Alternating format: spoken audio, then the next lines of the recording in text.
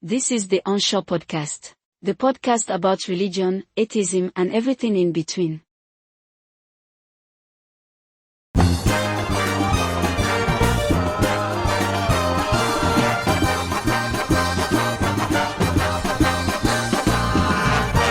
Welcome to the UnShaw podcast for this special short Easter message.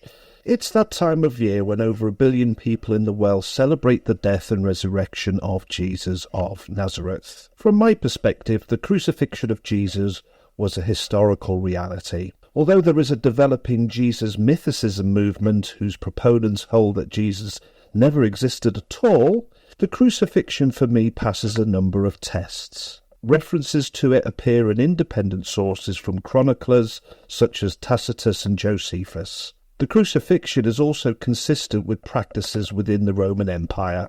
Those who were deemed to be a threat to Roman order were nailed to a cross and left to die.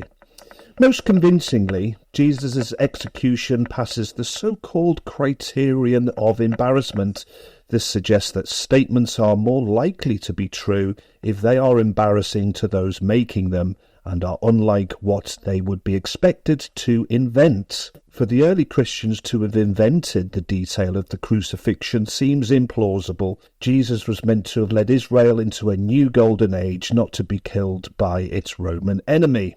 Jesus' first century followers struggled with this fact, and by the time the Gospel authors wrote their books about Jesus, they needed to construct a narrative that presented the crucifixion as God's plan all along.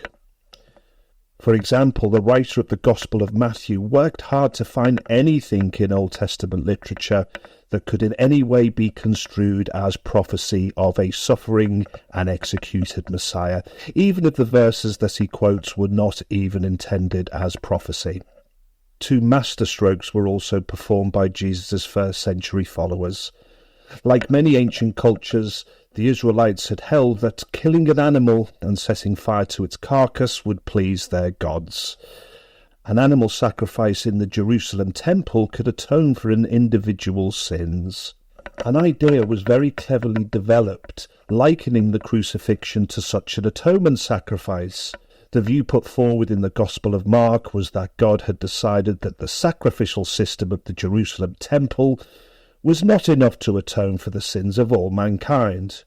God himself had therefore intervened in the world by engineering a situation whereby his son would be executed. His death rendered the killing of sheep, goats and bulls redundant, and it provided an ultimate sacrifice, atoning for the disregard for God's laws by everyone. The Gospel of John, written some 70 or so years after the crucifixion, draws another cunning parallel.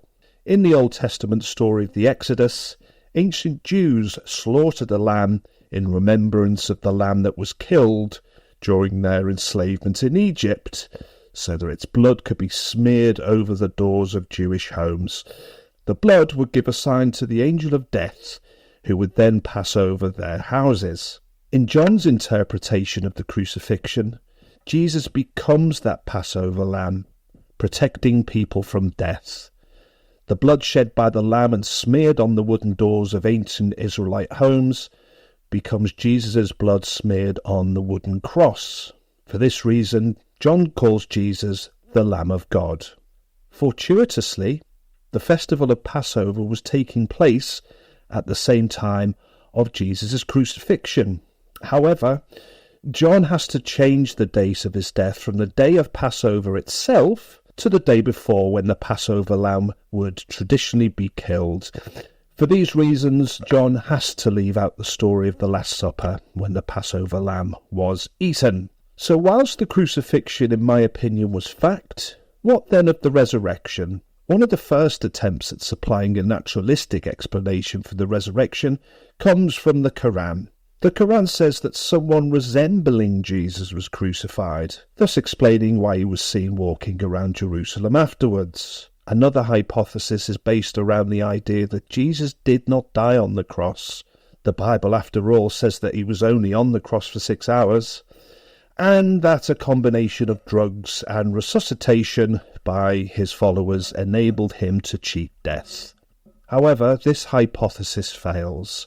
because it presumes that Pontius Pilate, the Roman governor at the time, would allow a body to be taken down from a cross and given a burial. One of the purposes of crucifixion was to act as a deterrent. Crucified corpses would be left on crosses for days for all to see, with birds of prey feasting on the remains. Victims were then typically buried in a crude, common grave. Pontius Pilate was a much more brutal figure than the Gospels suggest. The idea that he would turn over the body of a Jewish sex leader to his supporters seems implausible. Pilate, after all, had put him to death for sedition, a capital crime in the Roman Empire. That said, the resurrection was not a late addition to the legends about Jesus. The very first Christian scriptures were written in the 50s CE by Paul, only 20 or so years after Jesus' death. Paul mentions the resurrection as a firmly established belief. However, what many of us recognise as the key elements of the Christian account of the resurrection are absent. There's no mention of taking down the body from the cross, the tomb, or the stone. However, he does mention sightings of Jesus. He even claims to have had a sighting of Jesus himself, even though he does not come onto the scene after Jesus' death. When one reads Paul's accounts of these sightings, it's almost like Jesus is a ghostly apparition, as opposed to the walking, talking, resurrected Jesus of the later Gospel writers. Now, one of the methods used by historians to determine historical truth is to show a preference to those sources that originate closest to the time of the events that they report. If we're to find any kernel of truth in the resurrection stories in the Bible, it must be in Paul's earlier vision-type experiences that he suggests are experienced both by Jesus' closest contemporary followers and by himself, a later convert. The more fanciful stories in the later Gospel can be put down to fanciful embellishment. In his book How Jesus Became God, Bart Ehrman gives two criteria that make such visions of the deceased much more common. Both of them are met in the case of Jesus of Nazareth. They happen when the deceased was especially beloved. That criterion is met. And when his or her death was sudden, unexpected, or violent. Another criterion that is met.